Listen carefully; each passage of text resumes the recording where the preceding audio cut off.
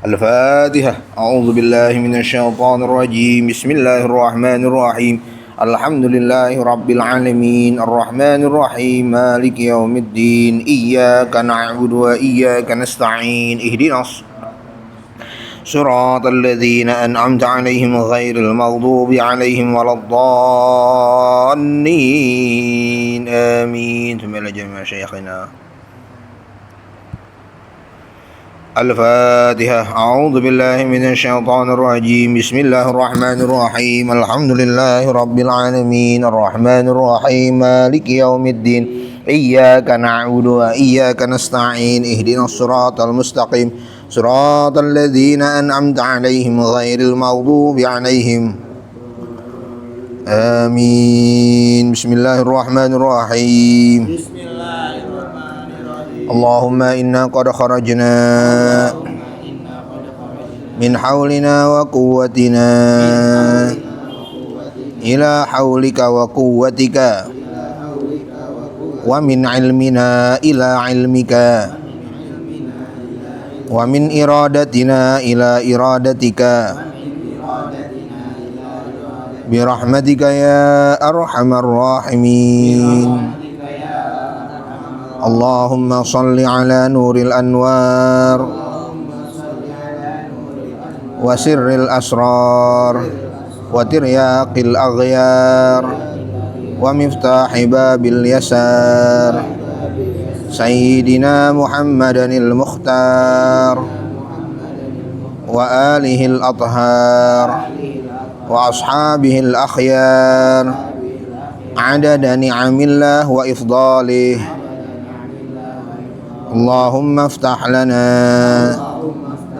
بفتوح العارفين والحمد لله رب العالمين.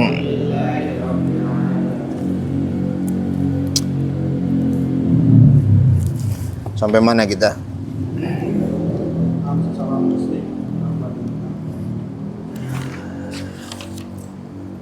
Hak muslim ya. Oke, baik. Silakan dibaca. Bismillah. Bismillahirrahmanirrahim. D. Hak sesama muslim, kerabat dan tetangga. 1. Hak sesama muslim. Hak sesama muslim adalah mengucapkan salam ketika bertemu, memenuhi undangan apabila diundang, mendoakannya apabila dia bersin, menjenguknya apabila dia sakit, mengiringi jenazahnya apabila dia meninggal, membantunya dalam menepati sumpahnya apabila dia bersumpah, menasehatinya apabila dia meminta nasihat. Hadis riwayat Tirmizi, Bukhari dan Ibnu Majah. Memelihara nama baiknya ketika dia sedang tidak ada, menyukai untuknya sesuatu yang dia sukai dan membenci untuknya sesuatu yang dibencinya untuk dirinya sendiri. Rasulullah SAW bersabda, 4 hak bagi kaum muslimin kepadamu. 1. Membantu orang yang berbuat baik di antara mereka. 2. Memohonkan ampunan bagi orang yang berbuat dosa di antara mereka. 3. Mencintai orang yang bertaubat di antara mereka. 4. Tidak menyakiti seorang pun di antara kaum muslimin dengan perbuatan atau perkataan. Hadis riwayat Dailami. Oke, baik. 6 hak muslim itu jelas tadi sudah dibaca. Rumusnya mudah sekali. Rumusnya adalah perlakukan orang lain sebagaimana kita ingin diperlakukan. Udah, semudah itu.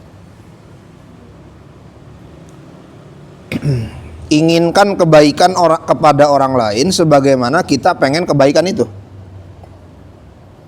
Enak nggak minum kopi? Sebagaimana enak minum kopi, temennya bikinin kopi. Semudah itu. Enak kan minum kopi kan? Enak. Temennya juga enak kalau minum kopi. Semudah itu. Dia datang duluan. Saya datang ke sini jam 8 kurang 10.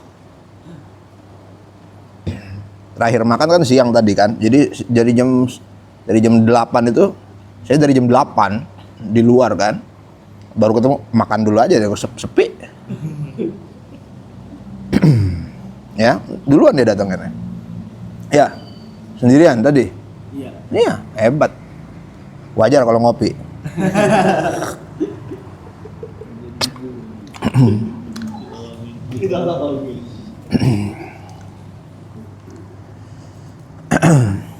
Ya. Itu ya.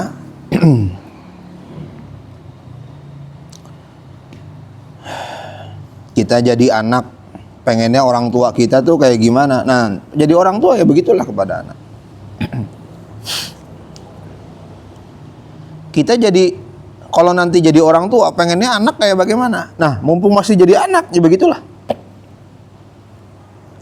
Kalau jadi pejabat, pengennya rakyat tuh bagaimana kepada pejabatnya. Ya begitulah jadinya.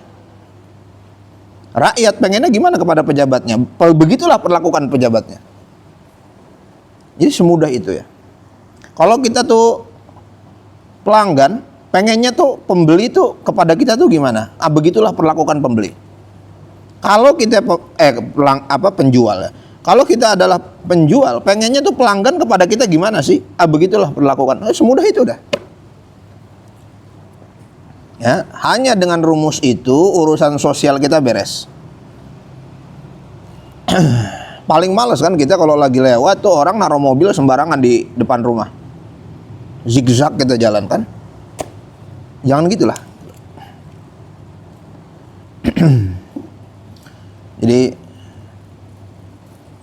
ya nyaris, ya mungkin saya lupa kapan, tapi seingat saya nggak pernah mobil yang 2 jalur tuh mepet gitu ya. Dan kita berhenti, walaupun misalnya beli dimsum nggak akan saya. Walaupun belinya tuh mungkin 3 menit itu nggak akan. Karena mungkin 3 menit itu penting buat orang lain. Mendingan gak usah beli dimsum, mendingan dimsum lah apalah gitu, jamu lah apalah. Daripada nyusahin orang 3 menit itu. Jangan. Ini kadang-kadang orang semaunya aja. Ya atas nama cuman sebentar gitu. Atas nama cuman sebentar. Nah, kalau yang cuma sebentar itu 15 orang kan gitu. Jadi kepekaan kita tuh harus tinggi. Ya, kepekaan kita tuh harus tinggi. Banyak orang tuh ya itu menghilangkan kepekaannya kepada orang lain. Ego, selfish. Ya, egois. Anania, egois. Hanya mikirin diri sendiri. Kan gue cuma sebentar. Ya lo sebentar, gue kan mau lewat. Ya.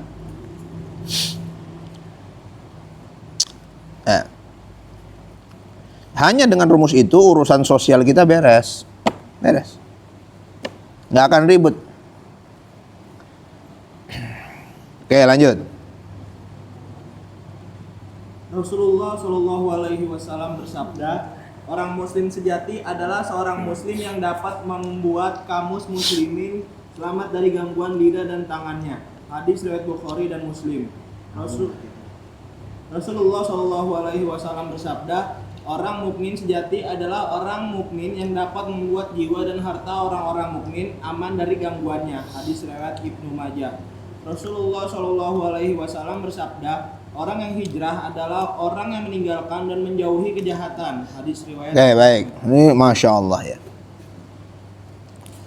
Jadi kita terlalu mencari pepatah-pepatah kuno sampai ke seberang-seberang. Ini dengan ini semua hidup kita udah cukup. Bayangin slogannya ya.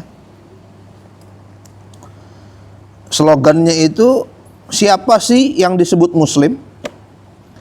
Orang itu pantas disebut muslim kalau muslim yang lain itu selamat dari lisannya dan tangannya. Itulah muslim. Kalau muslim yang lain nggak selamat dari lisan dan tangannya, ini orang nggak pantas disebut muslim. Dekat sama dia, dompet hilang. Itu orang itu nggak pantas disebut muslim. Ya.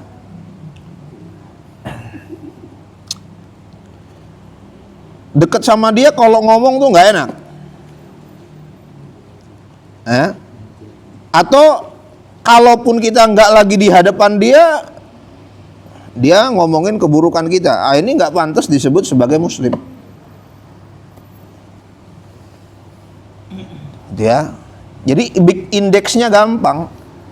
Bagaimana masyarakat itu disebut masyarakat muslim? Masyarakat disebut masyarakat muslim kalau masyarakat itu merasa aman, dari tetangganya aman, ya, jemurannya aman, rumahnya, pagar rumahnya aman. Pagar rumah coret-coret, ya, nggak ngerasa aman kan? Pasang CCTV kayak nggak, ya berarti memang lingkungan kita tuh bukan lingkungan muslim. Kenapa? Karena kita nggak merasa aman dari saudara kita, dari muslim yang lain. Oh, ada yang nyolong nih, ada yang nyolong nih. Berarti kan kita nggak ngerasa aman ya. Nah, sebagaimana mungkin orang juga nggak merasa aman dari kita. Nah, itu tuh indikator keislaman tuh namanya, Islamicity Index tuh namanya. Ya. Nah, sekarang ya Indonesia itu kalau untuk apa? Untuk euforia acara Hari Besar Islam kan luar biasa. Ya. Semalam tuh Gus Ikdam di Depok. Nah, tapi saya baru tahunya pagi. Ramenya luar biasa. Udah kayak konser musik ramenya. Nah, sekarang kita mau ukur Islamicity Index, indeks keislaman. Apa yang mau diukur jadinya? Ini yang mau diukur. Disebut ini Islam kalau muslim yang lain aman dari dia, dari lisan ataupun tangannya. Ya. Bukan sekedar apanya? Bukan sekedar simbol-simbolnya. Ya, bukan sekedar rame-ramenya. Oke. Kalau ini diterapin, wah mantep. Orang Kristen mungkin akan bilang, kalau gua beli rumah, gua bakal beli di perumahan Islam. Mau masuk Islam lo? Kagak. Cuman hanya perumahan Islam lah yang paling aman. Kan gitu. Ini jangankan perumahan muslim, sendal khotib aja di masjid bisa hilang. Rumah Allah aja nggak aman, kan kacau urusannya. Yang di kotak amal diambil maling, yang di kas diambil siapa, ini masalahnya. Dua kan, ada yang di kotak amal, ada yang di kas kan. Ini pelantikan pergantian DKM saldonya 19 juta nggak ada. Nominalnya doang yang ada. Ya. Nah, orang Kristen akan bilang begitu.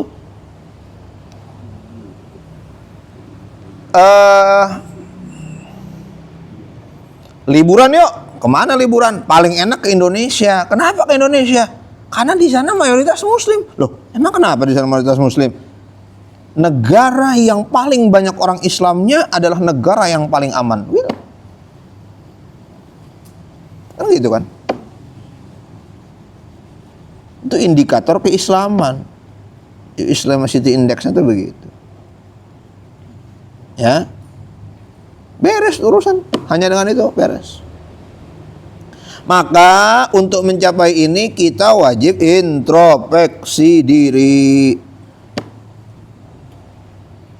Kalau orang bilang ogah ke Indonesia, kenapa? Banyak orang Islamnya. Waduh, menghina Islam. Tunggu dulu. Alasannya apa dia ngomong begitu? Jangankan gua orang Kristen, sesama muslim aja dipalakin. Ya. 7 curug, 7-7-nya bayar. Parkirnya bayar, masuk gerbangnya bayar. Dikerjain sesama saudara muslim. Gitu ya. Sesama muslim saling ngerjain. Ya. Ini saya nggak ngerti. Kita bikin sertifikat aja 3 tahun nggak jadi-jadi itu. Rumah tuh. Emang orang nggak punya kerjaan lain ya? Sampai kerjaan 3 tahun nggak selesai.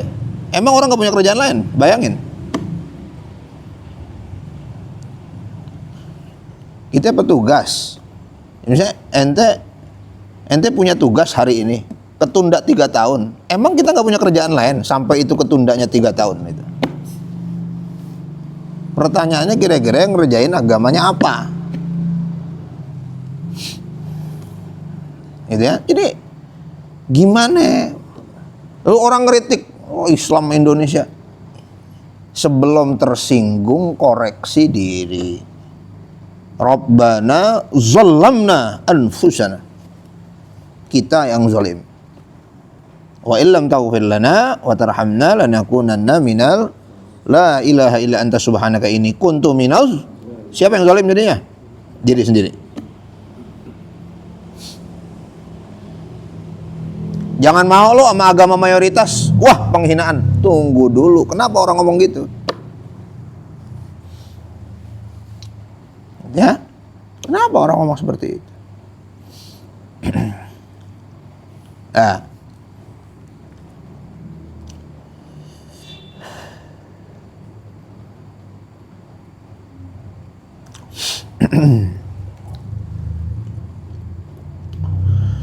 Wa qala alaihi salatu al-mu'minu, siapakah yang disebut orang mukmin? Orang mukmin adalah orang yang mukmin lain merasa aman hartanya dan jiwanya. Ya, kalau mukmin lain hartanya aman, jiwanya aman, merasa aman kalau berada di sekeliling saudara seiman, maka itulah yang disebut orang beriman. Ya. Nah. Itu namanya apa tuh?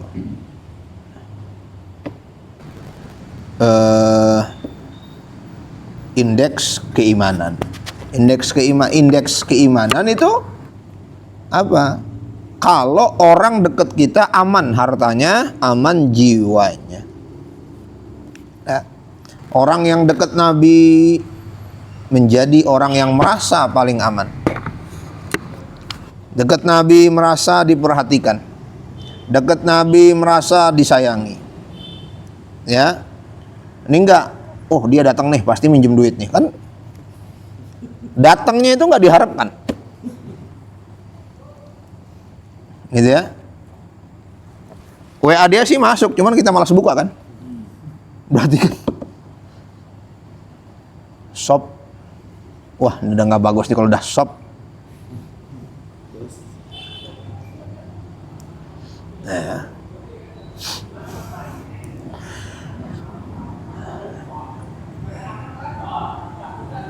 Maaf shop. Ada waktu nggak? Wah, nggak enak nih. Kalau udah kayak gini nggak enak. Ya. Nah, yang udah sih minjem duit. Gitu ya. Nah. Itu ya.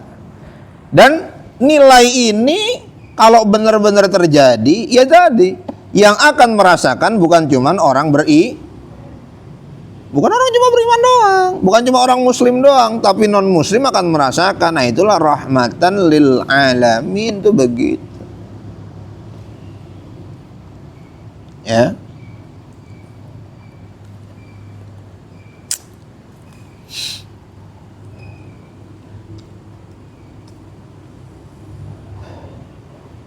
Kata Nabi SAW, al-muhajir man hajara su'a wajtanabahu. Tadi definisi muslim ya. Kemudian definisi mukmin. Yang ketiga definisi muhajir, orang yang hijrah. Siapakah definisi orang yang berhijrah? Ya kan? Ada apa ya? Ada semacam tren ya, tren hijrah ya. Tren hijrah. Siapakah yang disebut orang yang hijrah? Orang yang hijrah adalah orang yang hijrah. Hijrah itu artinya menjauhi. Hajara itu menjauhi. Ya. Orang yang hijrah adalah orang yang hijrah dari keburukan. Hajara su'a. Meninggalkan, menjauhi itulah muhajir. Bukan ketika hijrah malah self justification, menjustifikasi diri sendiri bahwa diri sendiri ini udah luar biasa, yang belum hijrah tuh hina semua. Gitu ya. Pokoknya kalau dandanannya nggak mirip dia, pokoknya nggak Islam lah gitu. Harus mirip dia template-nya gitu. Template-nya harus serupa dengan dia. Kalau nggak kayak dia, nggak Islam.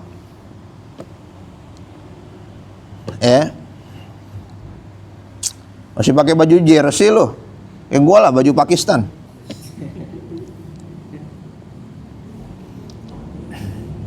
Ya, template-nya kudu persis kayak dia. Ya. Nah, muhajir sejati bukan yang cuman berubah apanya, visualnya, tampilannya, bukan. Gampang bener begitu mah. Ya. Gampang bener kayak begitu. Muhajir sejati adalah orang yang hijrah dari keburukan, menjauhi keburukan, meninggalkan keburukan. La hijrata ba'dal fathi, kata Nabi SAW. Tidak ada hijrah setelah Fathu Makkah. Setelah Mekah dikuasai, nggak ada lagi hijrah. Hijrah Mekah Madinah ya. Nggak ada lagi hijrah setelah Mekah dikuasai. Walakin jihadun wa niyyatun. Tetapi yang setelah hijrah ini yang harus dilakukan adalah jihad, sungguh-sungguh, dan niat. Ya, artinya apa? Menjalankan perintah Allah, perintah Nabi dengan sungguh-sungguh. Bukan kita cuman pindah tempat doang. Bukan cuman pindah pakaian doang. Ya. Oke. Baik, itu ya, itu definisi muslim, definisi mukmin, dan definisi hijrah. Ya. Oke, lanjut. Salah satu kewajiban seorang muslim adalah merendahkan diri kepada muslim yang lain dan tidak menyombongkan diri kepada mereka, karena Allah Subhanahu wa taala tidak menyukai setiap orang yang sombong dan membanggakan diri. Apabila saudara yang menyombongkan diri kepadanya, hendaklah dia bersabar. Hal itu berdasarkan firman Allah Subhanahu wa taala, jadilah pemaaf dan suruhlah orang mengerjakan yang ma'ruf, serta jangan pedulikan orang-orang yang bodoh. Al-A'raf ayat 159. Nah, hendaknya kita tawadhu kepada muslim yang lain. Tawadhu itu artinya rendah hati. Ya. Rendah hati itu gimana? Tidak merasa yang paling atau si palingnya. Ya, si paling. Si paling pesantren. Padahal 3 hari doang, itu juga bolos sehari. Datangnya pas bagi sertifikat. Ya. Jangan merasa si paling. Nah, itu tuh iblis si paling itu. Ya. Ana khairun minhu, aku lebih baik dari Adam. Khalaqtani min nar wa khalaqtahu min tin. Itu si paling, iblis itu si palingnya. Kalau kita bikin tulisan mungkin judulnya, saya ada bikin artikel dari iblis ke umat. Dari iblis ke umat. Ya, biasanya saya pasang di status kalau artikelnya itu terbit ya. Artikel opini 4 paragraf gitu. Dari iblis ke umat mukhrij, itu cari aja. Ya. Ya, kita nulis begitu untuk nasihati diri kita sendiri. Ya.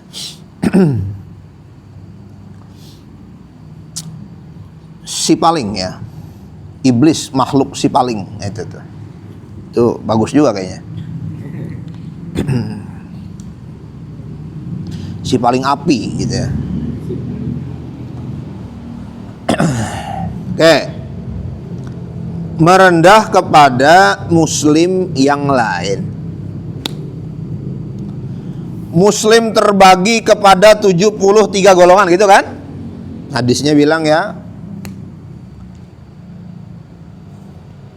Sataftariqu ummati ila salasa wa sab'ina firqatan, akan terbagi umatku itu 73 golongan. Kulluhum finnar, semuanya masuk neraka. Illa wahid, kecuali satu. Nah ini satunya nih semuanya si paling nih. Si paling satu itu. Kata Nabi SAW, ma'ana alaihi wa ashabi. Yang satu yang selamat dari 73 golongan adalah yang aku ada di dalamnya dan sahabatku ada di dalamnya. Itulah yang kemudian disebut dengan ahlus sunnah wal jamaah. Ahlus sunnah wal jamaah. Nah, cuman walaupun udah disebut sama Nabi ahlus sunnah wal jamaah, semuanya ya si paling ahlus sunnah wal jamaah semuanya.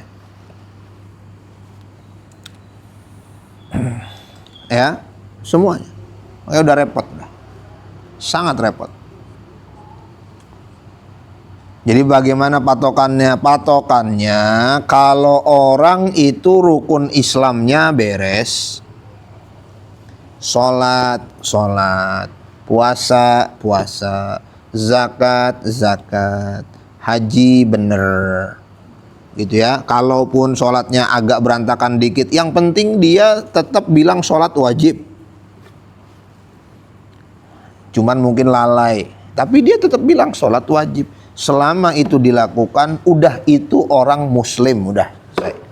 Karena rukun Islamnya ada. Udah. Sisanya namanya manusia pasti ada aibnya. Ada yang banyak, ada yang dikit, udah. Tinggal saling menasehati dalam kebaikan. Ya. Jadi orang bingung masuk Islam sekarang nih. Orang masuk Islam dari jalur ustadz ini. Nanti ustadz yang komentar, sayang dia masuk Islam lewat ustadz itu. Aduh, udah masuk Islam udah bagus. Pusing orang. Untung Richard Lee nggak Kristen lagi. Dia udah masuk Islam tuh, jangan dibikin pusing lagi. Ya, udah masuk Islam kan? Udah bagus tuh, mau lewat jalur siapa, yang penting asyhadu alla ilaha illallah udah. Jangan suruh pasang jenggot dia. Udah, gitu aja udah cukup. Ya, udah cukup udah. Ya, enggak. Richard di jenggotan kan. Nah, gitu ya. Nah itu, bayangin ya. Nah,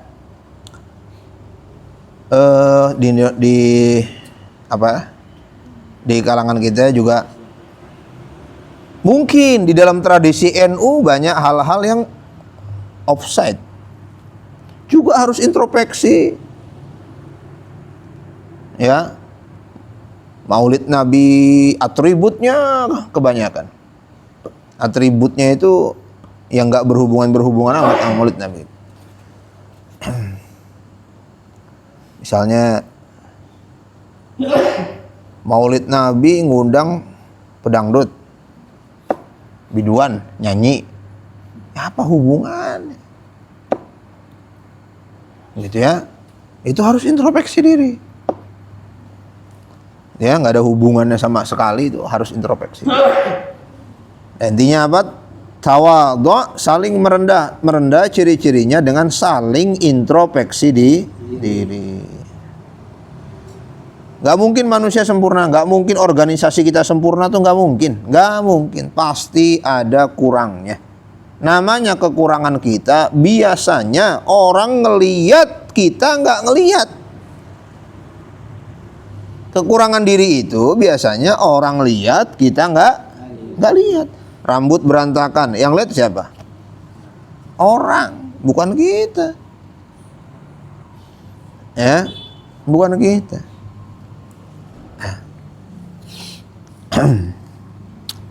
Baik. Nah, jadi bagaimana langkah introspeksinya? Langkah introspeksinya adalah kurangi atribut-atribut yang nggak perlu amat.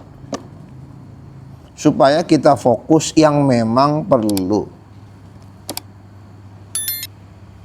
Ya, kita fokus yang memang perlu.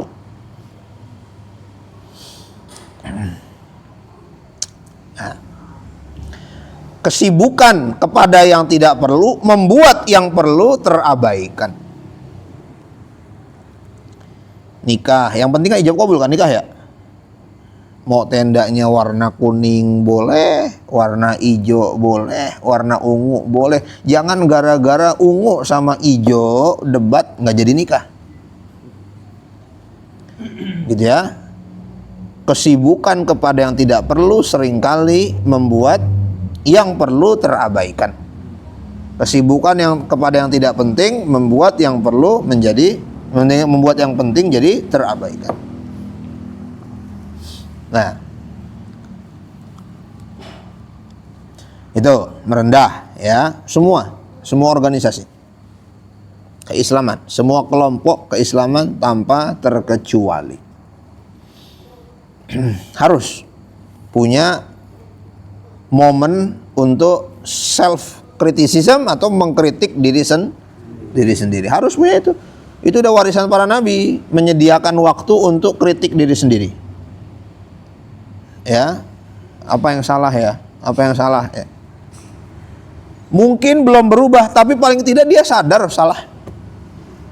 Karena berubah juga butuh proses. Tapi paling tidak dia ngakui salah dan menyadari salah. Yang repot nggak nyadari dan nggak mengakui kalau dia salah. Oke.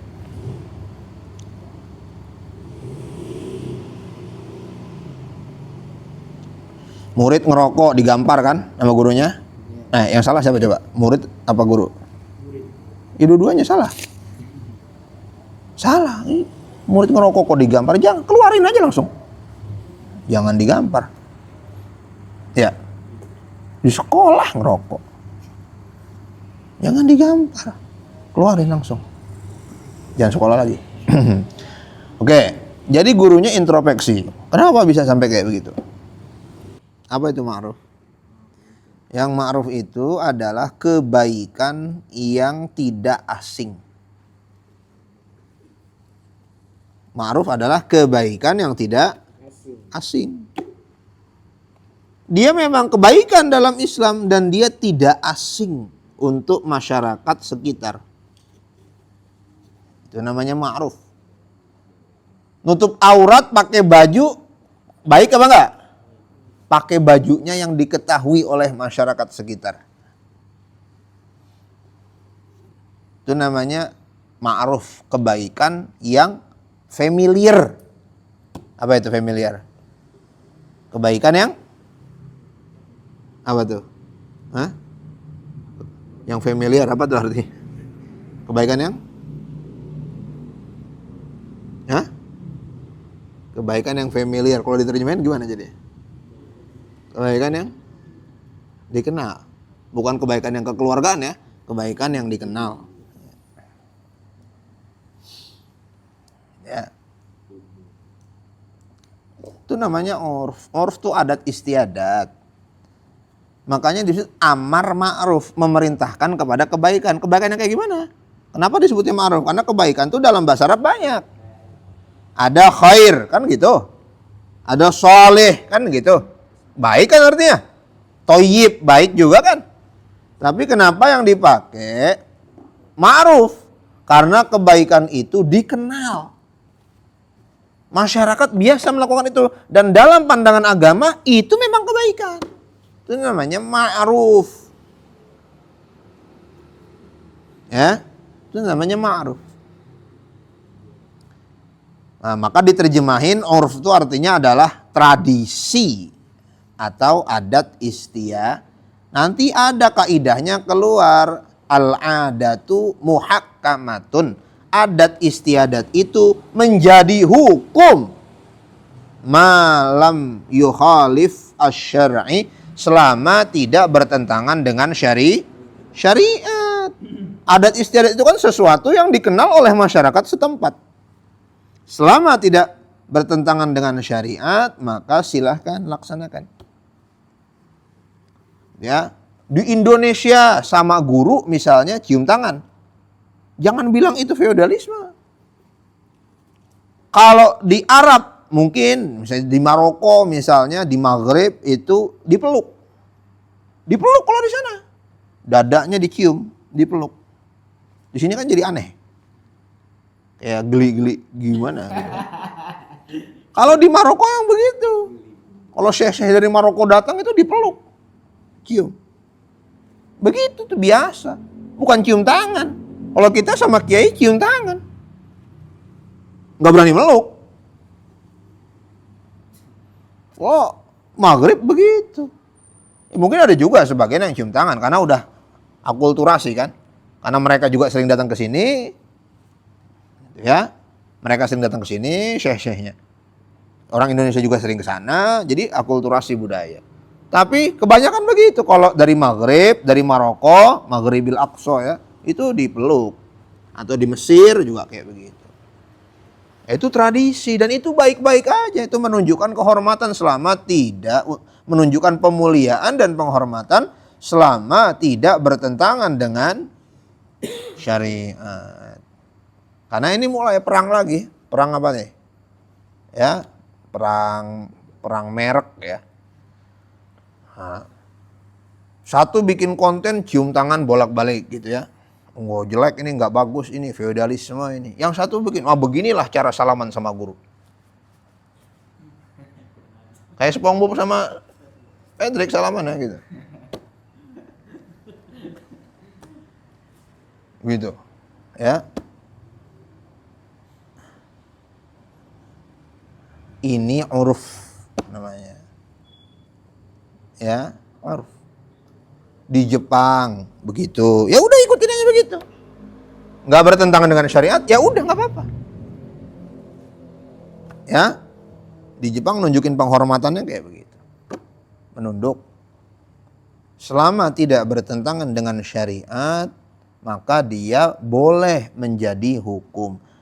Ya, nanti apa hukum cium tangan? Ya udah itu, karena tradisinya seperti itu dan nggak melanggar syariat, ya udah. Ya. Nah.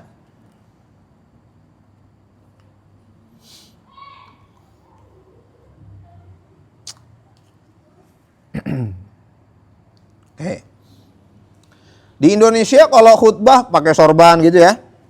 Pakai peci, ya udah begitu. Nanti ada orang protes, ngapain? Emang wajib pakai? Emang kalau gua nggak pakai peci, khutbah Jumat nggak sah? Iya sah sih. Cuman ini Indonesia, Bung. Pakai peci juga nggak ngelanggar syariat. Justru dia alat bantu juga untuk nutup apa? Nutup rambut, gitu ya. Semakin rapi, ya. Takutnya kalau di Amerika, khutbah di Amerika, kamu ya cek aja khutbah-khutbah di Amerika itu, di masjid-masjid Amerika khutbah Jumat, nggak pakai peci, nggak pakai. Ya, takutnya kalau kita khutbah nggak pakai peci, rambut kita kelimis, jamaahnya minyak rambut ustadz, apaan itu ya?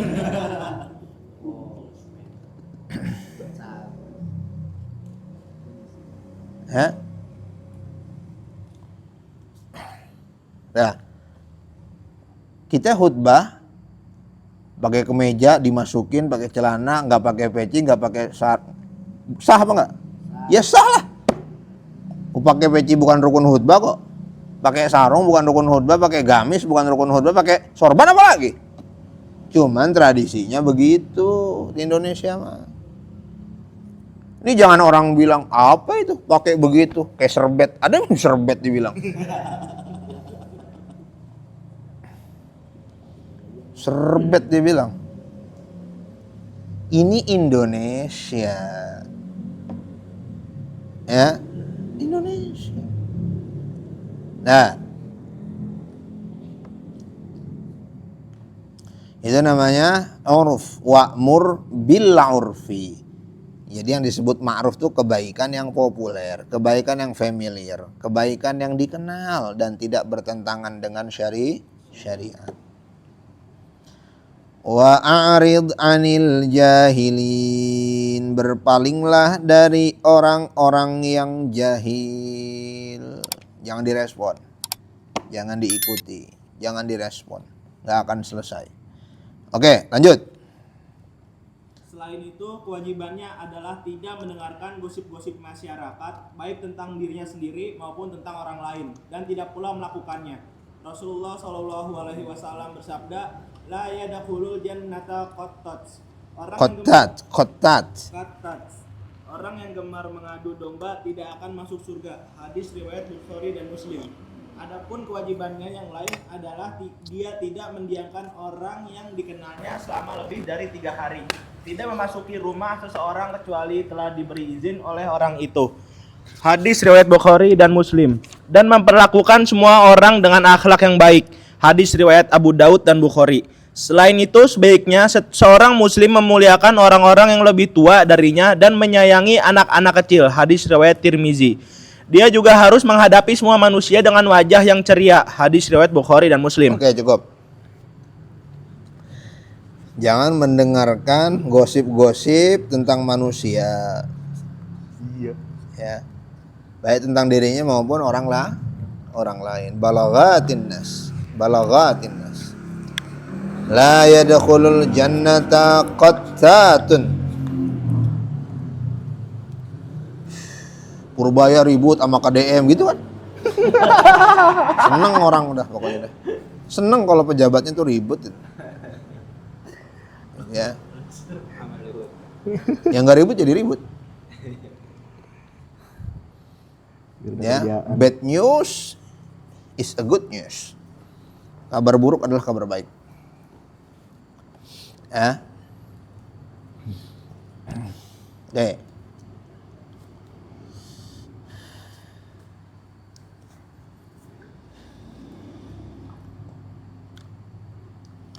Alla yazida fil hijr.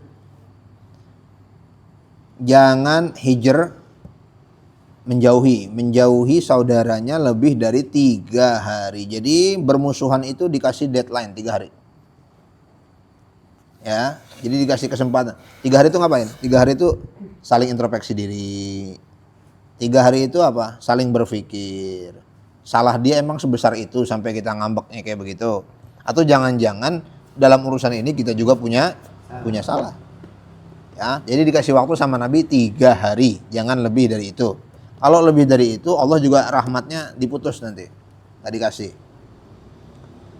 Wala yadkhulu ala ahadin illa biiznih.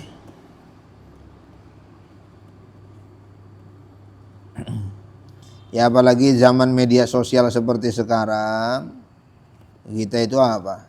Gampang ngebully orang lain, gampang menghina orang lain. Ya walaupun nggak ngebully tapi nge-like yang ngebully lah gitu kira-kira. Komen.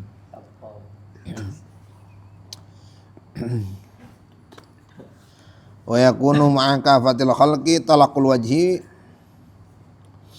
Kemudian apa? Memasang wajah yang berseri, yang ceria ketika berhadapan dengan manusia yang lain.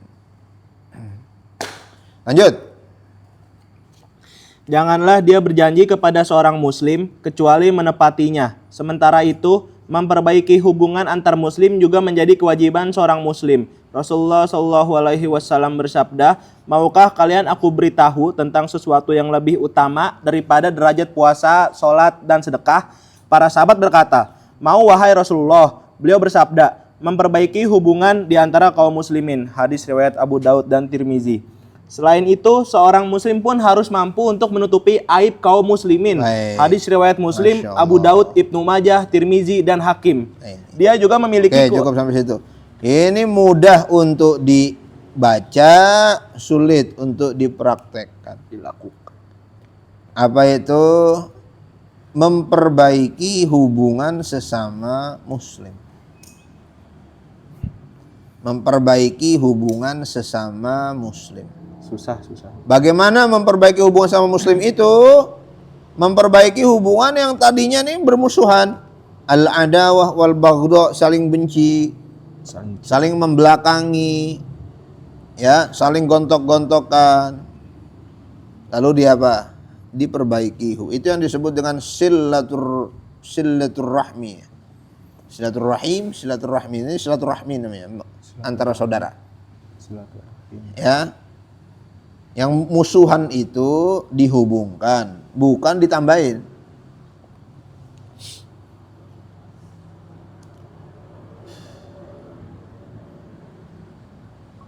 Dengar-dengar dia mau berangkat haji itu. Paling juga duitnya duit boleh nyalok tanah dia mah. Gitu ya. Oh yang bener loh. Katanya mah dia nabung. Orang kayak dia pergi haji nabung. Sian banget ya hidupnya. Gitu ya. Nah.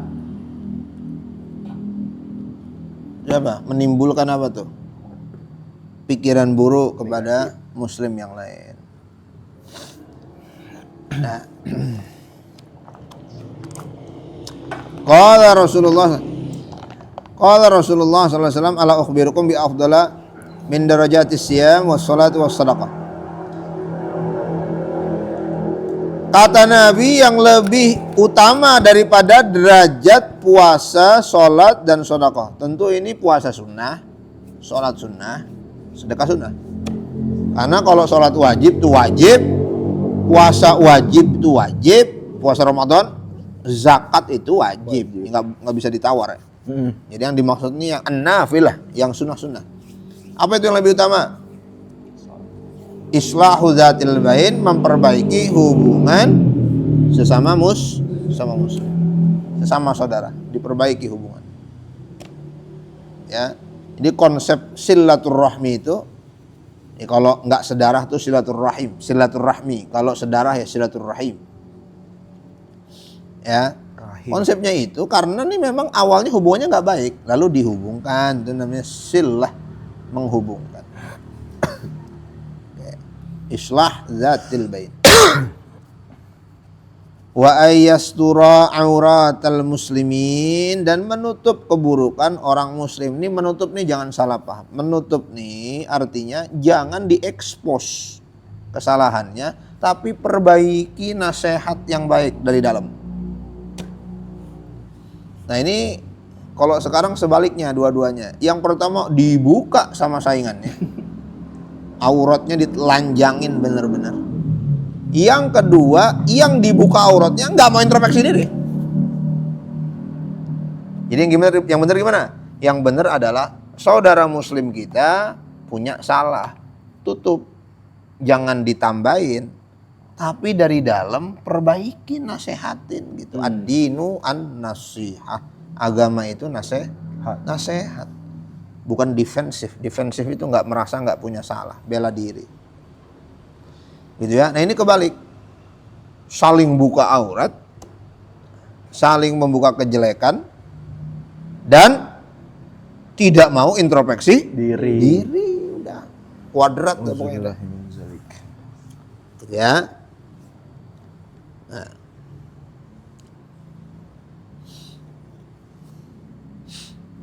Nah.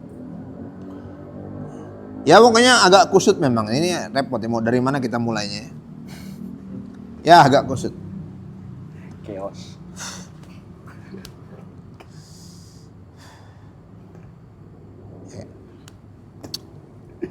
Agak chaos. Lanjut. Dia juga memiliki kewajiban untuk menghindari tuduhan-tuduhan, menjadi perantara atas orang yang memiliki hajat kepada orang lain. Hadis riwayat Bukhari dan Muslim. Mengucapkan salam terlebih dahulu sebelum berbicara. Hadis riwayat Abu Daud, Tirmizi dan Ibnu Majah. Serta menjaga kehormatan dan harta saudaranya dari kezoliman selagi dia mampu untuk melakukan itu. Hadis riwayat Tirmizi, Ahmad dan Abu Daud.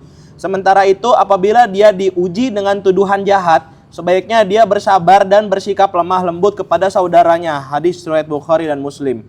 Sebaiknya pula dia menziarahi makam kaum muslimin dan mendoakan orang-orang yang meninggal antar mereka. Hadis riwayat Bukhari dan Muslim. Ini udah, ya sifat ini udah langka lah ya. Gak ada. Sulit, sangat sulit. Ya, sangat sulit. Sangat sulit. Ya paling enggak kita udah baca lah ya. Iya. Udah lebih bagus. Alhamdulillah. Jadi kita sadar salahnya di mana gitu ya. Kita sadar tuh salahnya tuh di mana.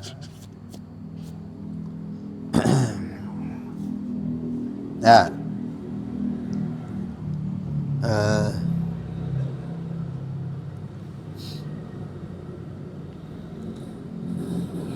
Ini ada email datang boleh dibuat. Emang ya? Lu baru nggak? Muncul ya.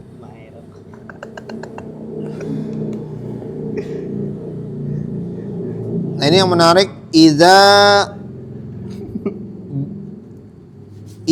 buliya bidhi syarrin, diuji dengan orang lain berbuat buruk kepada dia, yujamilahu, dia malah membalas dengan kebaikan. Oh, itulah akhlak Nabi Muhammad sallallahu alaihi wasallam. Sangat sulit. Karena kalau dia berbuat buruk, kita membalas dengan keburukan serupa, itu impas sebenarnya. Impas, asal jangan kelebihan aja. Itu seperti kisos kan. Kisos itu kan al-hurru bil hurri wal abdu bil abdi wal unsa bil unsa. Ya. Kalau ayat yang lain itu al-uzuna bil uzuni wasinna bis sinni wal juruha kisos. Ya. Jadi dia berbuat buruk kepada kita, kita balas dengan keburukan serupa, yaitu impas itu. Itu impas. Tetapi itu bukan akhlakul karimah. Akhlakul karimah adalah membalas dengan kebaikan. Itu sangat-sangat sulit. Kecuali orang-orang yang memang terpilih. Orang-orang yang jiwanya terdidik. Nah, itu sangat sulit. Ya. Siapa di sini yang pernah dengar orang dibully, difitnah, direndahkan, lalu orang itu balas dengan umroh? Siapa yang pernah dengar itu? Umroh. Ya, ya alhamdulillah saya tuh, bukan saya masalahnya, pengen sih kayak begitu. Ya ada orang seperti itu, ada. Seleksinya umroh. Ya.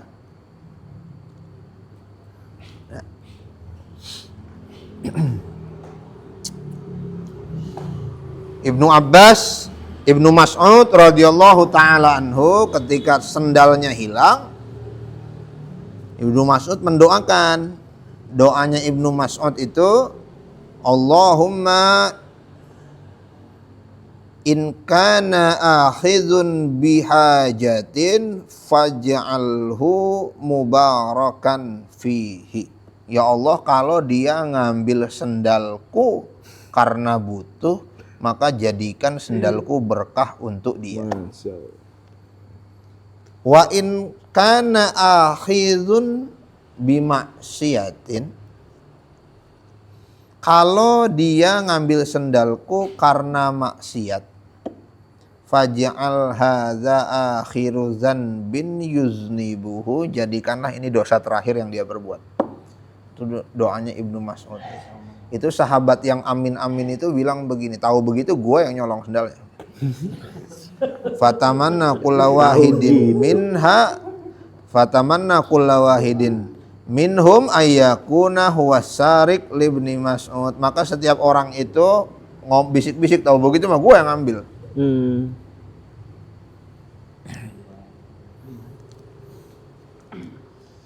Kayak gitu ya. Pertanyaannya, siapa yang berani nyolong sendal Ibnu Mas'ud? Walaupun doanya Ibnu Mas'ud kita tahu bakal begitu, akan berbuat baik kepada yang berbuat buruk. Tapi siapa yang berani nyolong? Yang nggak berani.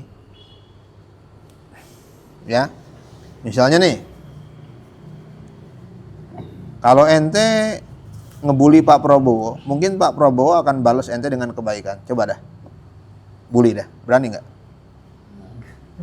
Orang akan ingat ente pernah ngebully gitu. Tetap aja. Walaupun didoakan kebaikan, kita nggak akan pernah berani untuk begitu. Bahlil. Ya. Bahlil, bully bahlil. Ya.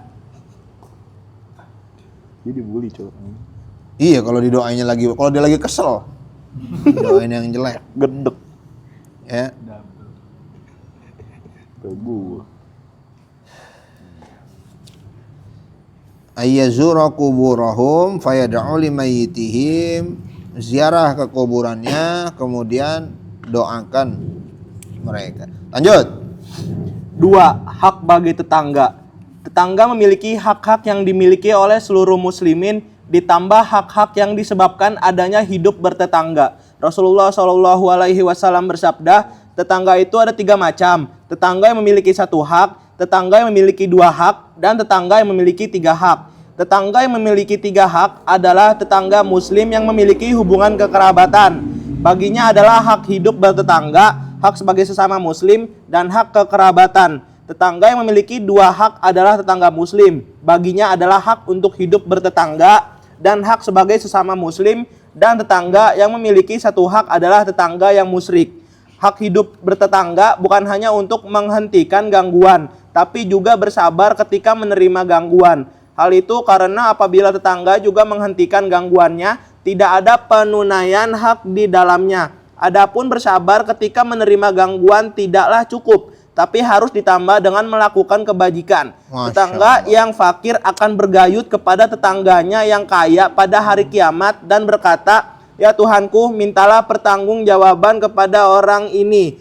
Dia tidak mau memberikan kebajikan kepadaku dan menutup pintunya di hadapanku." Allah, astagfirullah, luar biasa. Jangan jadi orang kaya dah, berat dah, bener dah. Kalau ente kaya, rumah ente paling gede, ente didatengin orang mulu, bener.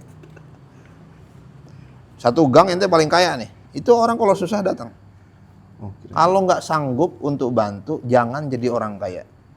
Dari sekarang bikin MOU, ya Allah, kalau engkau tahu bahwa aku kalau kaya pelit, jangan miskinkan aku.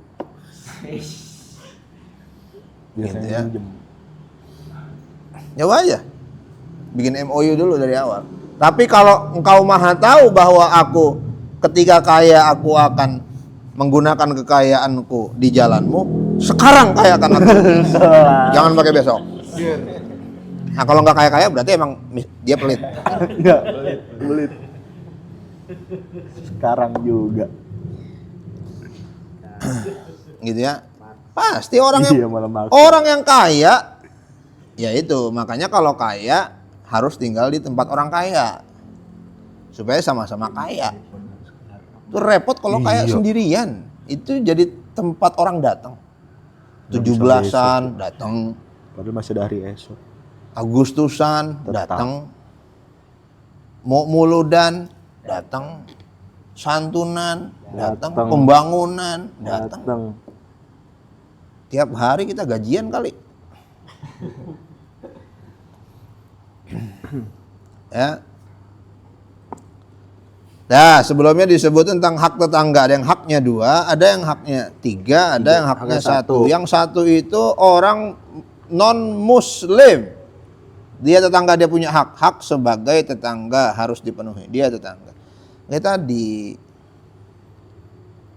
orang kafir akan berbondong-bondong untuk bertetangga dengan orang muslim. Kenapa? Dia merasa seaman-amannya tetangga, seaman-amannya rumah adalah kalau tetangganya orang muslim.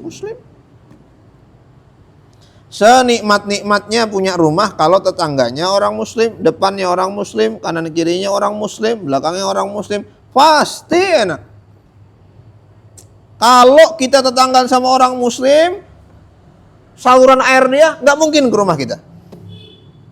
Kalau dia orang muslim, tetangga kita kesetnya nggak mungkin di pagar kita.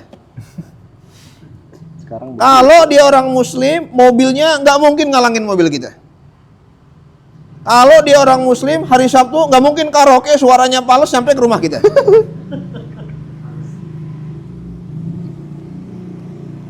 Mana yang nyanyiin secangkir kopi lagi.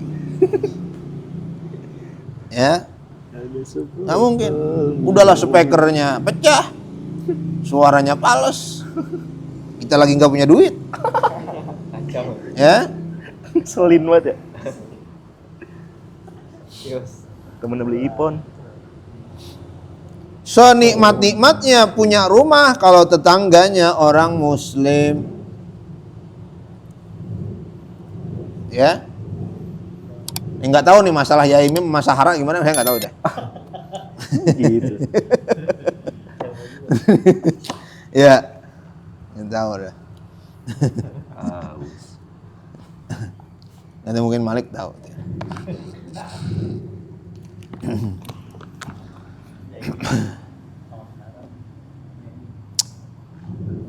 Sing gitu ya. Nah,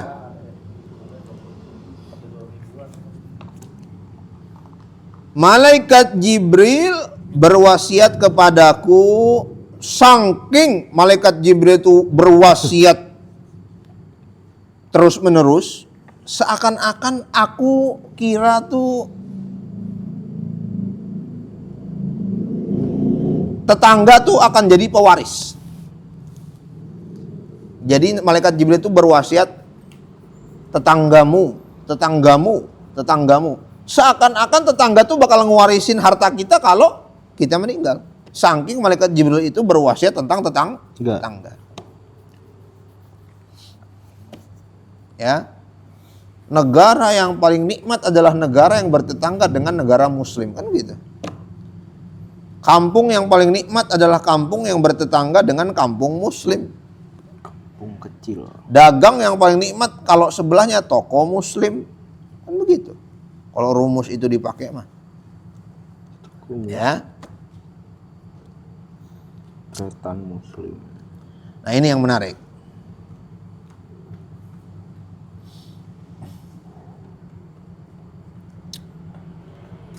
Yang menarik adalah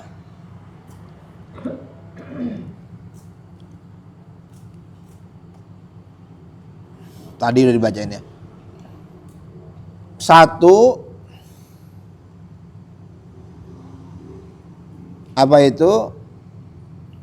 Mengingatkan kalau tetangganya berbuat buruk. Tetapi yang lebih ada amalan yang utama juga bersabar atas keburukan tetangga. Bersabar atas keburukan tetangga. Itu tadi. Kalau Sabtu Minggu karaoke di rumah. Yang dinyanyiin lagu India. Ya. 3 jam lagu India. Ya. Nah, bersabar. Ya mungkin hiburan tetangga begitu gitu kan ya. Murah meriah hiburannya. Ya udah, sabar aja dah pokoknya. Ya. Nah itu. Jadi kita nggak apa? Nggak harus nuntut semua hak kita. Nah ini yang paling penting ya. Kita ketok-ketok pintu dia bilang, "Pak, maaf Pak, jangan berisik ya nih, anak saya lagi tidur." Itu hak, tetapi bersabar juga ada pahalanya besar. Ada pahalanya. Gitu ya. Nah.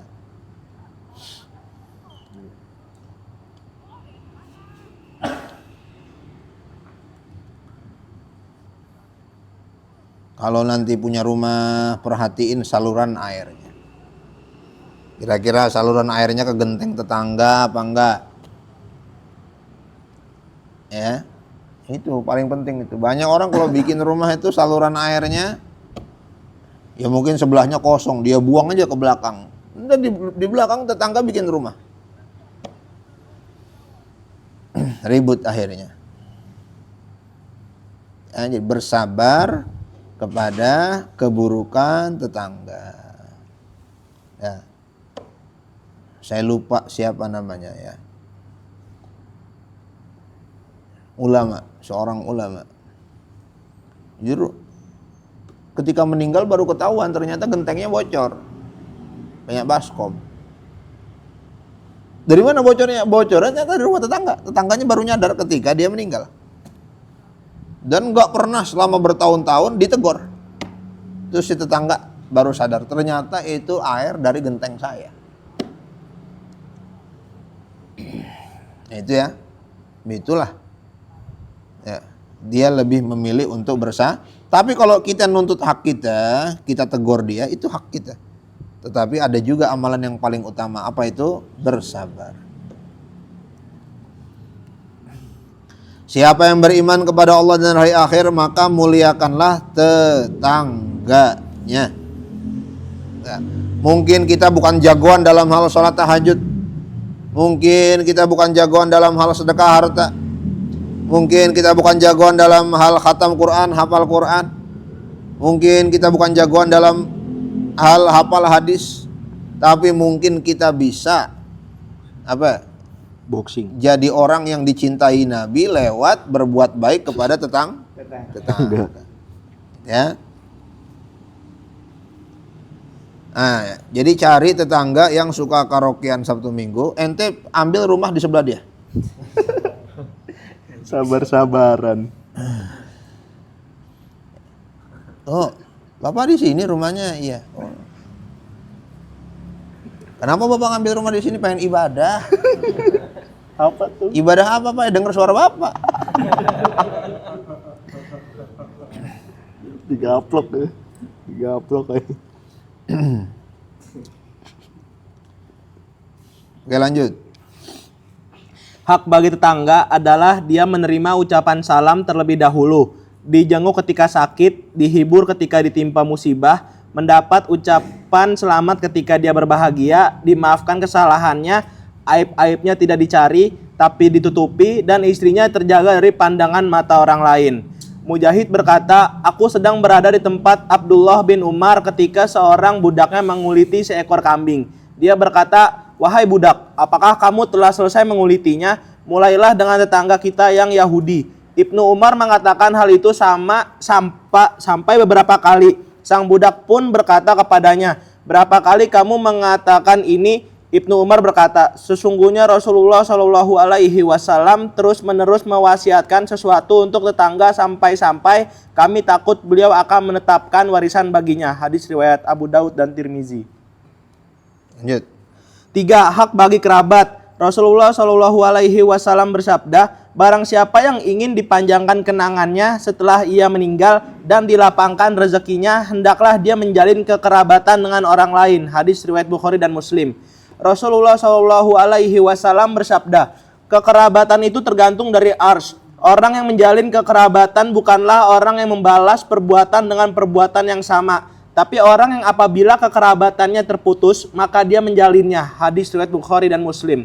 Abu Thalhah ingin menyedekahkan sebuah kebun miliknya yang sangat dicintainya demi mengamalkan firman Allah Subhanahu wa taala, kamu tidak akan memperoleh kebajikan sebelum kamu menginfakkan sebagian harta yang kamu cintai. Al-Imran ayat 92. Dia berkata, wahai Rasulullah, kebun ini untuk perjuangan di jalan Allah, serta untuk orang-orang fakir dan orang-orang miskin.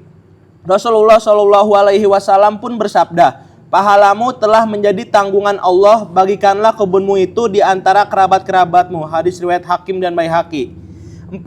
Hak bagi orang tua dan anak. Apabila hak kekerabatan sangat kuat, tidaklah samar bahwa kekerabatan yang paling eksklusif dan paling terasa adalah kekerabatan karena kelahiran. Rasulullah Shallallahu Alaihi Wasallam bersabda, berbaktilah kepada ibumu, ayahmu, saudara perempuanmu, saudara laki-lakimu, lalu yang lebih jauh darimu, lalu yang lebih jauh darimu. Hadis riwayat Nasai, Ahmad dan Abu Daud. Rasulullah Shallallahu Alaihi Wasallam bersabda, Allah merahmati orang tua yang membantu anaknya untuk berbakti kepadanya. Hadis riwayat Ibnu Hibban. Bagi orang tua, berlemah lembut kepada anak sangat dianjurkan. Diriwayatkan bahwa Hasan bin Ali terjatuh ketika Nabi Shallallahu Alaihi Wasallam sedang berada di atas mimbar beliau. Beliau pun turun dan menggendongnya, lalu membaca firman Allah Subhanahu wa taala, sesungguhnya hartamu dan anak-anakmu hanyalah cobaan bagimu. At-Taghabun ayat 15. Hadis riwayat Abu Daud, Tirmizi, Nasai dan Ibnu Majah. Sementara itu hak bagi budak adalah bahwa tuannya harus memberinya makanan dan pakaian, tidak membebaninya dengan sesuatu yang melebihi kemampuannya, tidak memandangnya dengan kesombongan dan penghinaan, dan memaafkan kesalahannya. Oke, Masya Allah tadi ya. Ya sebenarnya saya sampai sekarang itu belum dapat tafsir yang memuaskan tentang anak dan istri atau Ya anak dan istri ya. Auladikum Ya. wa azwajikum aduwwul lakum. Pasangan, suami atau istri dan anak itu adalah fitnah. Fitnah itu artinya apa? Cobaan. Kenapa jadi cobaan gitu? Oh, ternyata tadi. Oke. Ya jadi ya kalau belum nikah ya berarti ya teman, kakak, adik itu adalah cobaan untuk dirinya. Cobaan untuk dirinya, apakah dirinya benar-benar memperlakukan mereka karena Allah Subhanahu wa taala. Karena keluarga kita tuh kadang-kadang dablek. Dablek. Ya. Keluarga tuh dablek. Sepinter-pinternya ente, kakak ente nggak mau dinasihatin ente. Ngok. Iya. Padahal kakak ente goblok. Tetep aja nggak mau dia dinasihatin ente. Ya kan? Ya. Sepinter-pinternya ente, paman ente nggak mau dengerin ente. Iya apa nggak? Padahal paman ente blon. Ya kan? Itu keluarga tuh gitu. Ya, maka asyaddun nas. Ya, asyaddun nas, manusia yang paling dablek sama ustadz itu keluarganya atau tetangganya. Yang ngaji kan orang jauh, tetangga mana pernah ngaji. Ya. Nah. Ya. Asyaddun nas 'alal ulama ahluhu wajironuhu. Ya, yang paling dablek sama ulama itu keluarganya dan tetangganya. Itu paling sulit itu. Paling sulit. Ya. Nah, itu tadi disebut, itu cobaan untuk dia. Bantulah anaknya untuk berbakti, itu kata kuncinya itu ya. Bantu anaknya untuk berbakti. Bantu saudaranya untuk berbuat baik kepada kita. Kita punya kakak, kita punya adik. Bantu saudara kita untuk berbuat baik kepada kita. Bagaimana caranya? Dengan memberikan kebaikan terlebih dahulu kepada mereka. Mungkin mereka akan mikir, itu saudara saya baik banget, saya juga pengen balas kebaikannya. Berarti ente membantu saudara ente untuk berbuat baik. Orang tua membantu anaknya untuk berbakti kepada dirinya. Ini bukan menuntut berbakti anaknya, bukan nuntut kebaktian anaknya, tetapi membantu anaknya supaya berbakti. Membantu anaknya supaya berbakti itu gimana? Jangan kasih perintah yang susah. Karena kalau perintahnya susah, anaknya nggak ngelaksanain kan? Kalau anaknya nggak ngelaksanain, ngeselin kan? Jangan kasih lah. Berarti kita membantu anak kita supaya nggak durhaka kan? Gitu ya. Nah itu benerlah kata Allah Subhanahu wa taala berfirman, pasanganmu, anakmu, ujian untukmu. Apakah kau mempergauli mereka karena Allah Subhanahu wa taala? Ya, cobaan. Jadi jangan nganggep, wah ini ngeselin mulu nih. Kakak saya ngeselin, adik saya ngeselin, om saya ngeselin, bibi saya ngeselin. Sementara dia nggak pernah bantu saudaranya untuk berbuat baik. Nggak pernah kasih kesempatan untuk berbuat, nggak pernah bantu untuk berbuat baik. Kasih inspirasi untuk berbuat baik. Kasih inspirasi untuk berbuat baik itu begini nih. Omnya sampai bilang begini, itu keponakan saya. Padahal saya nggak perhatian sama dia, tapi kok dia perhatian sama saya. Wah, itu keponakan saya orang baik. Akhirnya omnya jadi perhatian sama dia. Padahal kita sadar dari awal nih, om gua nih nggak beres nih. Tapi dengan begitu, dia membantu omnya untuk berbuat baik. Gitu ya. Itu ujian, sebenarnya ujian itu bukan buat orang, buat kita sendiri. Ujian itu. Ya. Nah, Enggak dipin ceweknya, diarsipkan. Anar-Rahmanur Rahim wa hadhir rahim syaqaqtu laha isman min ismi. Faman wasalaha wasaltuhu wa man qata'aha. Jadi tadi udah disebut ya akhlakul karimah kan, wa innaka la'ala khuluqin Azim. Nabi itu akhlaknya itu di atas standar SNI. Kalau kita standar SNI aja kita udah bagus. Kalau Nabi itu di atas standar akhlaknya itu. La'ala di atas akhlak yang azim. Akhlak yang standar itu orang berbuat buruk, kita berbuat buruk. Dia cuek, kita cuek. Dia baik, Baik. kita baik. Itu akhlak standar. Di bawah standar, dia berbuat buruk, kita berbuat buruk lebih dari keburukan dia. Dia bilang satu kata jelek ke kita, kita bilang 3 kata jelek ke dia. 3 kata Ya. lucu. Itu berarti di bawah standar gitu ya. Tapi akhlak yang di atas standar adalah dia berbuat buruk, kita balas dengan kebaikan. Oh, itulah akhlak yang sangat-sangat sulit. Ya, akhlak yang sangat-sangat, itulah akhlak Nabi. Diberikan keburukan, Nabi dilemparin di Taif, ditimpukin batu. Nabi berdoa, ya Allah, supaya mereka itu lahir setelah mereka orang-orang yang beriman kepada Allah. Nabi itu ya. Maka Nabi itu akhlaknya langit, bukan akhlak dunia lah Nabi itu.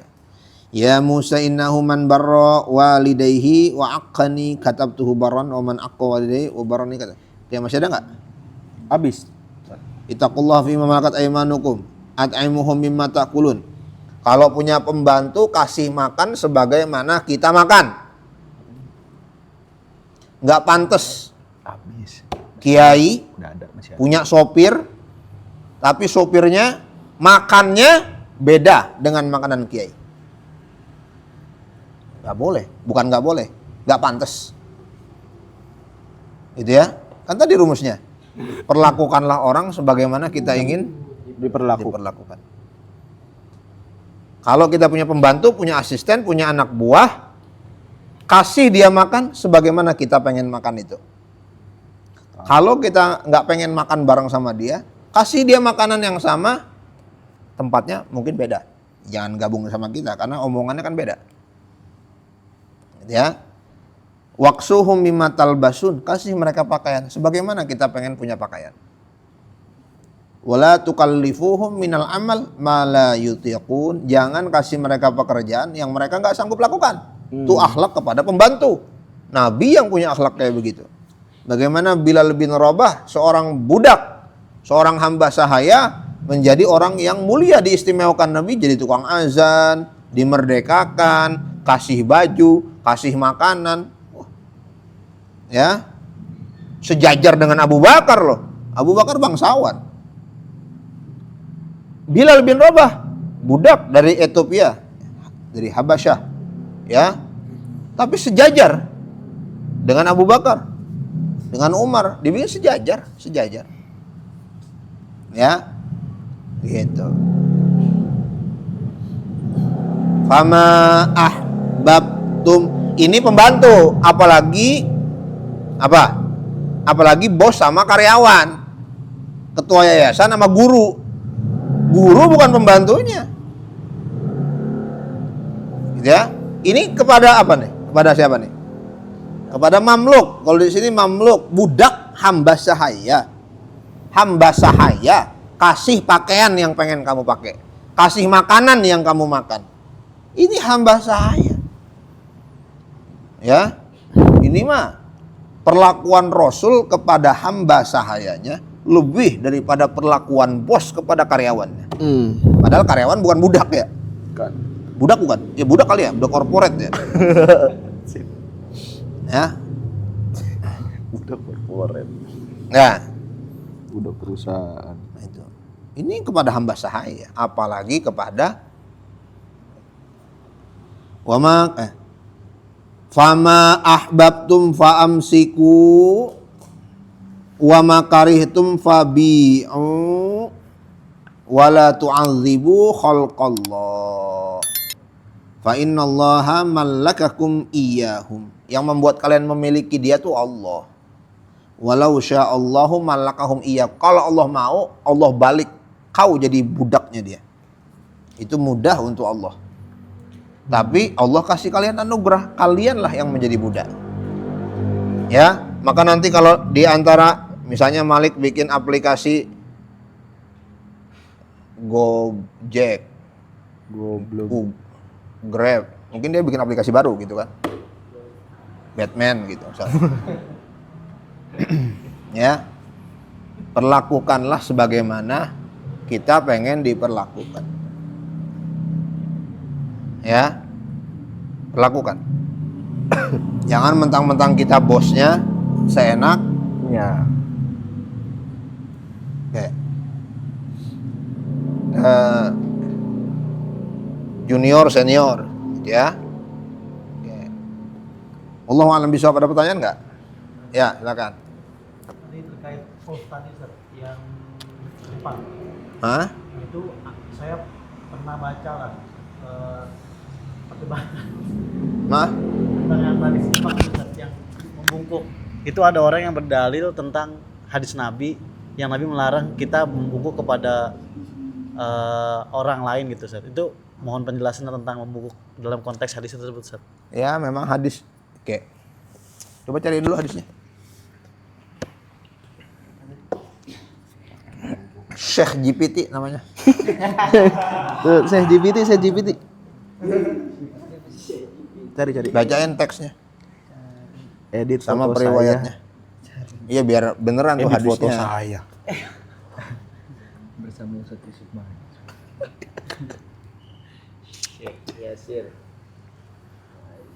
Si GPT.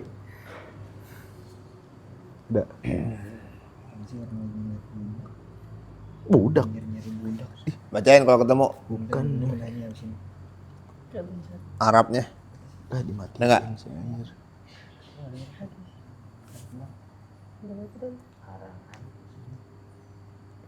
Ada nggak?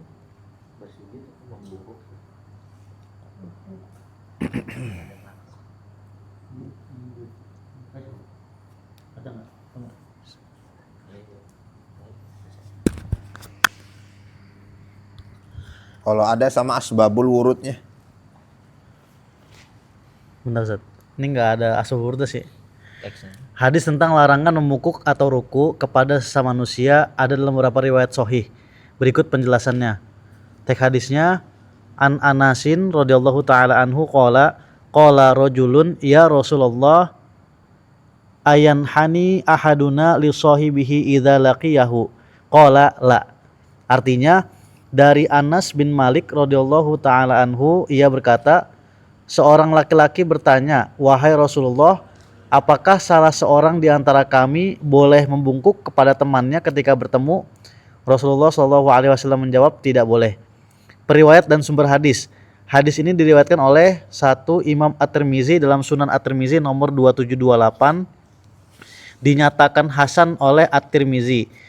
Juga disebut oleh Imam Ahmad dalam Musnad nomor 12345 dan diperkuat dalam beberapa kitab adab seperti Al-Adab Al-Mufrad karya Imam Al-Bukhari. Oke, baik. Jadi memang hadisnya ada. Ini jadi masalah ya. Masalahnya adalah tidak semua larangan dalam hadis itu hukumnya haram. Nabi melarang makan berdiri tidak haram. Nabi melarang minum berdiri tidak haram. Tidak semua perintah dalam hadis hukumnya wajib. Nabi memerintahkan kalau bertemu saudaranya wajahnya harus semeringah. Tapi bukan berarti kalau muka kita kusut Anda dosa. Ini dalil umum ya. Ini dalil umum. Misalnya Nabi bilang, Nabi larang la tusayyiduni, jangan sayyidkan aku. Nanti Nabi bilang ana sayyidu waladi Adam yaumal qiyamah wala fakhr. Lalu kita manggilnya sayyidi. Sayyidi Habibi Muhammad. Nabi bilang melarang jangan sayyidkan aku, Nabi bilang aku sayyid. Jadi ini dalil umumnya atau rumus umumnya, kaidah umumnya, tidak semua larangan hukumnya haram. Sebagaimana tidak semua perintah hukumnya wajib.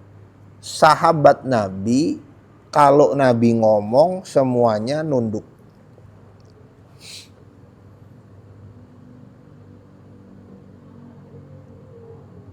Seperti makanya ada mata-mata, kalau Nabi ngaji itu ada mata-mata. Mata-matanya itu ya orang kafir Quraisy. Outsider ya kalau bahasa kita ya. Outsider, garis keras.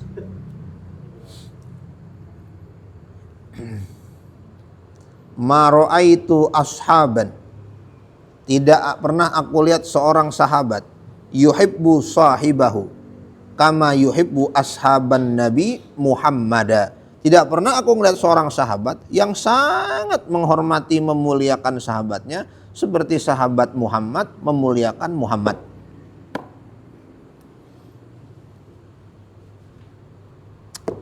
Ya.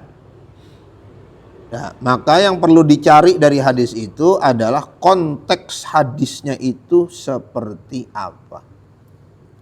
Tapi tidak ada satupun kesimpulan hukum yang mengatakan haram bungkuk di depan orang. Kalau hukum membungkuk di depan orang itu tidak boleh secara mutlak, maka orang tua masuk di dalam hadis tersebut. Maka orang tua yang umurnya lebih dari kita ataupun guru masuk di dalam hadis tersebut. Gitu ya.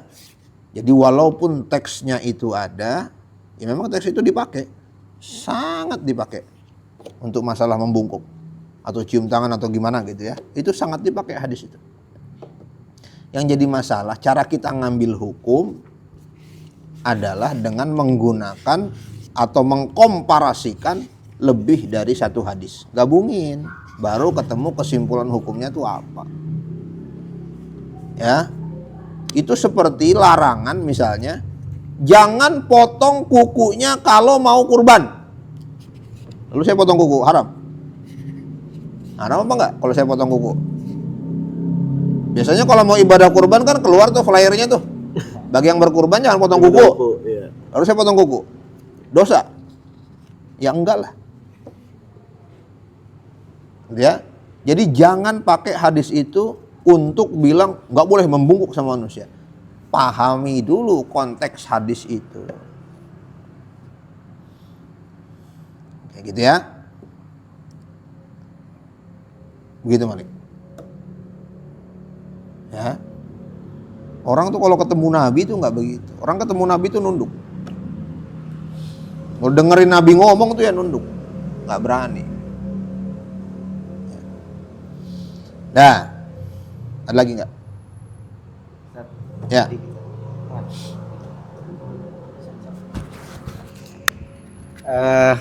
Kita kan lagi bahas adab-adab, akhlak-akhlak sama muslim, tetangga, kerabat, orang tua, anak. Kayaknya ideal banget gitu, Sat. Enak banget kalau semuanya meraktekin sesuai dengan porsinya masing-masing.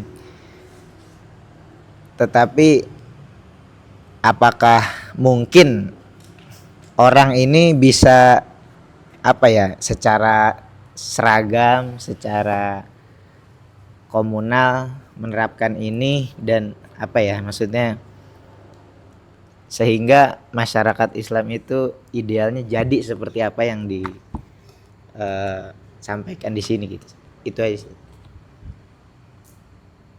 Supaya kayak gitu ya. Iya, benar. Ya. Tadi saya ingat satu itu. Namanya Syekh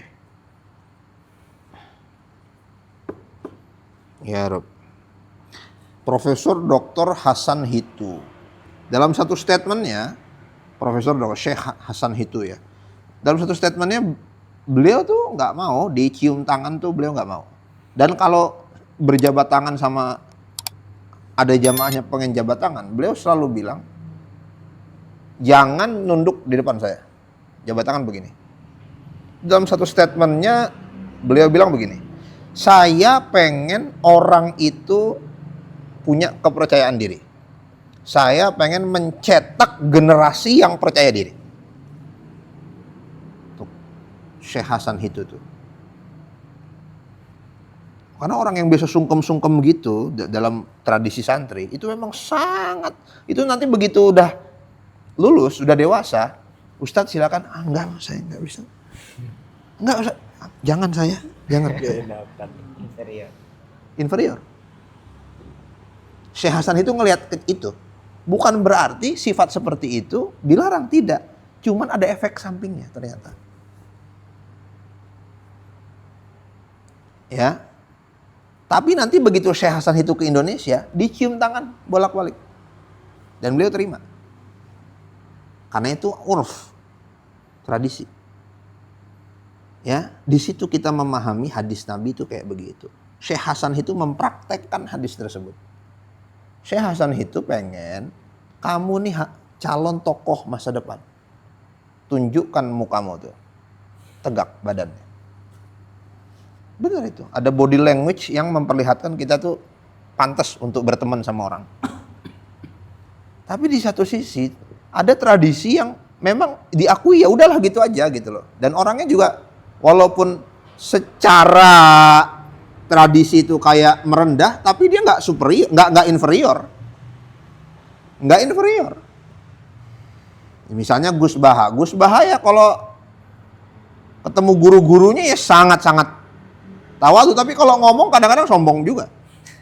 Itu jadi dalam satu waktu tuh kayak gitu, percaya diri tetapi juga sangat merendah,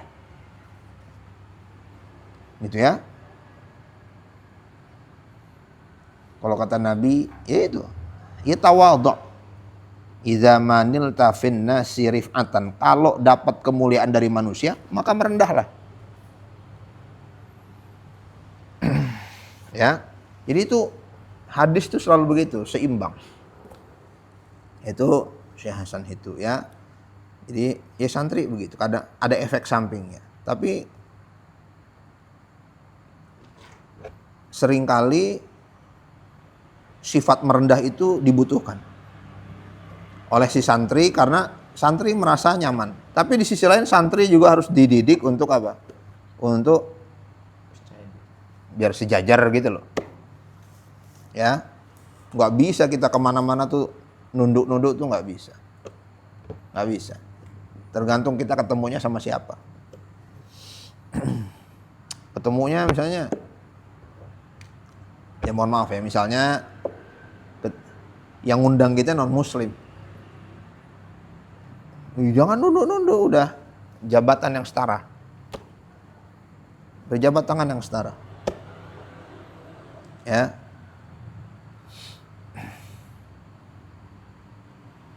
Nunduk-nunduk tuh ya tadi kesannya tuh ini orang nggak percaya diri. Ya gitu ya. Dah, tadi bagaimana supaya kayak tadi, dimulai dari diri sendiri. Udah kita nggak bisa ngarepin orang lain. Kita nggak bisa merubah dunia. Kita bukan Superman ya. Superman juga nggak bisa ngerubah dunia kan. Sama Batman juga dia kalah. Jadi jangan kita berharap kepada orang. Ya. Bahkan sampai kita mati mungkin dunia ini nggak berubah. Tapi kita bisa berubah. Ya, sampai mati kita berharap orang berubah. Mungkin keburu mati dan dia tidak pernah berubah. Jadi dimulai dari diri sendiri. Ya, dimulai dari diri sendiri. Gitu ya? Ya. Jadi hiduplah di dalam keheningan. Hanya diri sendiri yang mempraktekkan, yang lain enggak. ya udah, berarti dia memang itulah yang disebut al-ghuraba ya itu. Al-ghuraba tuh bukan orang dramatisir. Islam tuh bakalan asing, pakai baju sendirian beda sendiri, nggak gitu. Lu kok baju lo beda sih? Emang Islam tuh asing? Iyalah. Si paling. Ya. Nilai itu orang nggak praktekkan, tapi ente praktekkan. Ya, itu gharib kan, dia asing kan. Jadi dia sebenarnya walaupun dalam keramaian dia tuh hidup dalam keterasingan, karena hanya dia mempraktekkan itu. Kayak jual beli, bener-bener ini jual beli ini. Ente kalau beli, coba berusaha untuk niat bantuin orang dapat duit halal. Sehingga ente tahu, nih bisa gua tawar lagi nih kurang 10.000, tapi jangan lakukan. Kenapa? Ente sedekah. Tapi orang nggak ngerasa sedekah, orang ngerasanya dia jualan dia dapat untung. Si pelanggan nggak mau nawar, alhamdulillah kata dia. Padahal kita sadar ini harus ditawar. Tapi apalah segitu uang? Tapi kalau 1 juta ya kita tawar. Konteks. Ya. Nih ya. Kita kan berusaha ya untuk saya pengen sedekah ketika beli. Tapi ternyata ada juga pedagang yang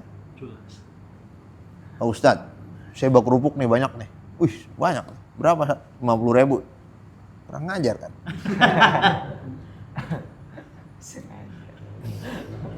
Ya. Ya udah beli 1, masa Ustadz beli 1? Kurang ngajar lagi kan? Lebih kurang ngajar lagi kan? Ustadz mah biasanya mah serenceng. Ya. Lebih masalah lagi kalau gitu kan. Ngocol ya. Udah. 50.000 nih ya. Dah. Trending. Ya udah nih duitnya. Kembalian. Ustadz minta kembalian. Wah, kurang ngajar. Lagi. Ya. Jadi kita tuh pengen ngamalin, cuman orang memanfaatkan. Bener-bener asing, bener-bener. Atau sebaliknya, ente yang dagang. Ente nggak pengen nyusahin orang. Ente pengen memudahkan orang. Ente pengen nyenengin orang. Orang dapat barang bagus, harga bagus dari ente. Ditawar sama orang. Iya, kan? Ente jual apa misalnya? Ente jual kue. Enak, bahan baku berkualitas. Harga sangat bersaing. Pengen deh orang seneng makan kue saya. Ya. Pengen deh orang gembira makan kue saya. Harganya, pengen orang tuh ngerasain makanan enak, harganya bersahabat. Udahlah kita kasih harga miring. Yang beli bisa dikurang nggak katanya. Itulah hidup dalam keterasingan memang. Mungkin kita keburu mati dan orang nggak mudeng dengan kita mau ngapain. Bisa jadi, ya udahlah, nikmati aja. Itulah dunia ini. Gitu ya, aja ya. Wallahu alam. Bisawab ya. Mudah-mudahan Allah Subhanahu wa taala memberikan kepada kita niat yang ikhlas. Amin. Bermanfaat, kehidupan orang yang soleh, rezeki yang luas, halal dan barokah. Amin. Dimudahkan segala urusannya, dunia akhirat, pekerjaannya, keluarganya menjadi keluarga yang sakinah, mawaddah, warahmah. Yang sakit di antara kita Allah angkat penyakitnya, diberikan kesabaran, digugurkan dosanya. Yang wafat di antara kita Allah lapangkan kuburnya. Amin. Iman syafaat ila yaumil Qiyamah. Amin. Umur panjang dalam ketakwaan. Amin. Amin. Diangkat derajatnya dunia dan akhirat. Amin. Wassallallahu ala sayyidina Muhammadin wa ala alihi wasallam. Assalamualaikum warahmatullahi wabarakatuh. Waalaikumsalam warahmatullahi wabarakatuh.